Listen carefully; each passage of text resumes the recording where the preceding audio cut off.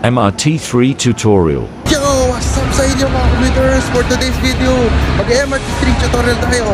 Nandito tayo ngayon sa Araneta, Cubao Station. Sasakay tayo ng MRT3 papuntang Shaw Boulevard Station. Southbound tayo, patak. 3 stations lang yan mula dito sa Cubao. Alright G, tara mga commuters, let's go. Bumili na tayo ng ticket. Hello po, Shaw Boulevard po. Salamat po. I-tap mo lang ang ticket, pumunta na tayo sa platform. Tara, sakay na tayo. 10 minutes lang ang biyahe natin mula Cubao hanggang Shaw Boulevard. Enjoy the ride! Alright mga commuters, nandito na tayo sa Shaw Boulevard Station. Tara, paba na tayo. Ipasok ang ticket para mag-exit sa gate. Alright, that's it for today's video. Sana nag-enjoy kayo sa MRT3 tutorial natin. O, try nyo yan ha. See you ulit sa next video and peace out!